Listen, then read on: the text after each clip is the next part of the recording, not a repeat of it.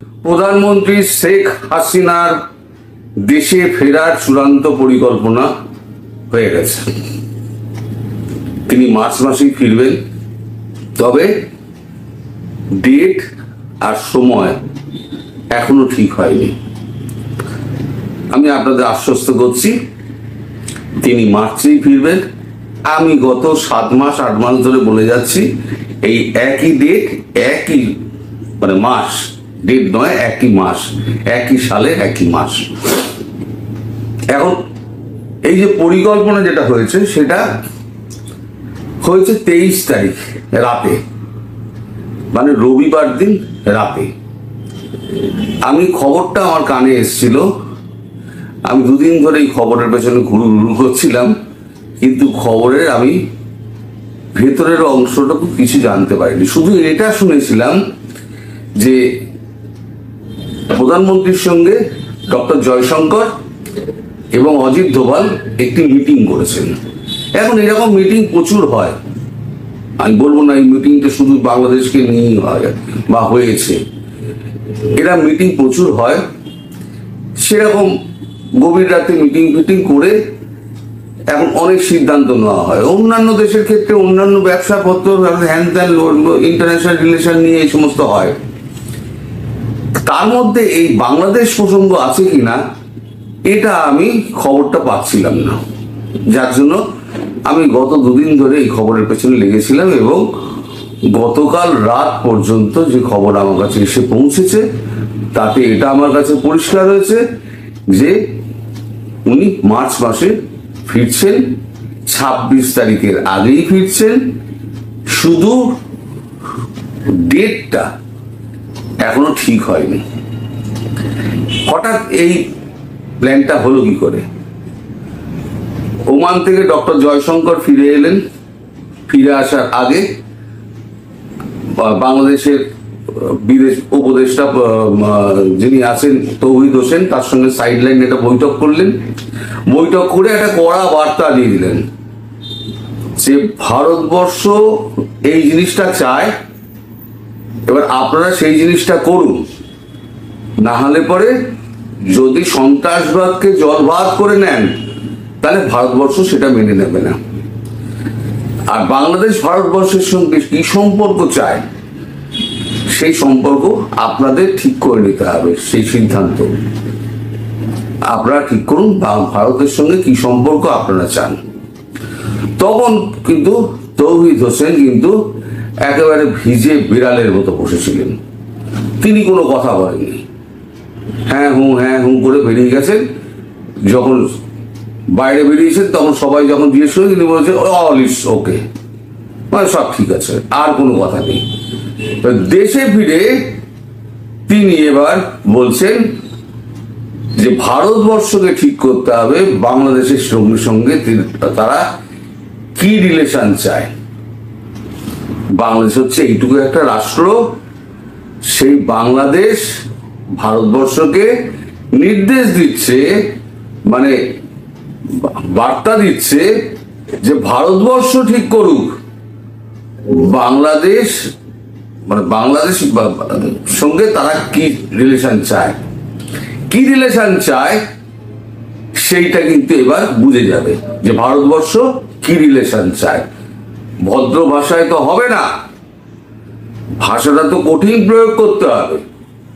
আচ্ছা, তৌহিদ হোসেন কি বলেছেন একটুখানি শুনে নিন।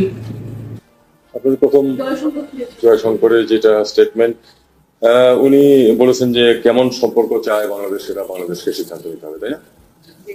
অবশ্যই বাংলাদেশ সিদ্ধান্ত নেবে যে বাংলাদেশ ভারতের সাথে কেমন সম্পর্ক চায়, একইভাবে ভারতকে সিদ্ধান্ত নিতে হবে যে বাংলাদেশের সাথে তারা কেমন সম্পর্ক চায়। এটা দুই পক্ষেরই বিষয় এবং এটাতে এই বলাতে দোষের কিছু নেই।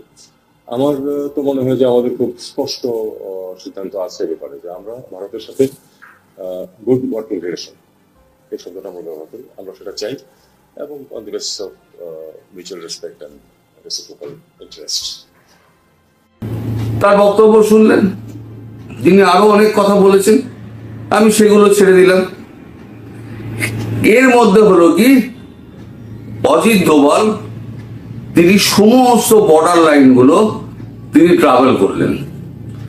লজিস্টিক ঠিক আছে কিনা, সমস্ত মানে আমাদের তৈরি মানে জিনিসগুলো সব ঠিকঠাক তৈরি আছে কিনা, অস্ত্র পৌঁছেছে কিনা, আর খাবারের জোগান সব ঠিক আছে কিনা, সমস্ত দেখার পর সব কমপ্লিট হয়ে যাওয়ার পর ওদিকে মেসেজটা পৌঁছে দিলেন, একদম লাস্ট ওয়ার্নিং পৌঁছে দিয়েছেন জয়শঙ্কর। এদিকে সমস্ত ভেতরের পরিকল্পনা অজিত দোভাল করে নিয়েছেন, করে নিয়ে গিয়ে রবিবার দিন রাত্রিবেলা প্রধানমন্ত্রীর সঙ্গে বসে সেখানে সমস্ত কিছু তাকে ব্রিফ করেছেন। প্রধানমন্ত্রী কি বলেছেন আমি জানি না, কারণ প্রধানমন্ত্রী চাইছেন খুব শিগগিরই ব্যাপারটা সমাধান হোক। কারণ শেখ হাসিনা, আগের ভিডিওতেই বলেছি, প্রধানমন্ত্রী শেখ হাসিনা তিনি দেশে ফেরার জন্য উদ্গ্রীব হয়ে রয়েছেন। তিনি দোভালজিকে মানে উত্তক্ত করে দিচ্ছেন ফোন করে যে আমি কবে ফিরবো, আমি সামনের মাসে ফিরবো, সামনের প্রথম সপ্তাহে ফিরবো, নইলে দ্বিতীয় সপ্তাহে ফিরবো। একবার তো বলেছিলেন আমি এখনই ফিরবো, এই মাসের 30 তারিখেই ফিরবো। দোভালজি বলেছিলেন না, এখনো সম্ভব নয়, আপনাকে এই যুদ্ধক্ষেত্রে তো বসিয়ে দিয়ে আসতে পারি না, আপনাকে সময় মতো আমরা ঠিক বসিয়ে দিয়ে আসবো, তার জন্য আপনাকে একটু অপেক্ষা করতে হবে। এখন এই খবরটা আমাদের মোদিজির কাছেও পৌঁছেছে, মোদিজিও চাইছেন এই ব্যাপারটা একটা সমাধান হোক। গতকালকে সম্ভবত ট্রাম্পের সঙ্গে মোদিজির একটা কথাবার্তা হয়েছে, খুব সম্ভবত, আমি কিন্তু কোনো গ্যারান্টি দিচ্ছি না, খুব সম্ভবত একটা কথাবার্তা হয়েছে। এই কথাটা আমার কানে এসছে, কিন্তু আমি কোনো কনফার্মেশন পাইনি। যাই হোক, সেটা ম্যাটার করে না, কারণ ট্রাম্প আগেই বলে দিয়েছেন যা কিছু করার ভারতবর্ষ করবে। এখন এখানে আছে পাকিস্তান আছে, এবং পাকিস্তান এখানে একটা রোল প্লে করার চেষ্টা করছে। আমি বলেছিলাম পাকিস্তানের মাথায় খুব শিগগিরই একটা ডান্ডা মারবে। আজকে ডোনাল্ড ট্রাম্প তিনি একটা টুইট করেছেন, মানে আজকে ভোর রাতে টুইট করেছেন।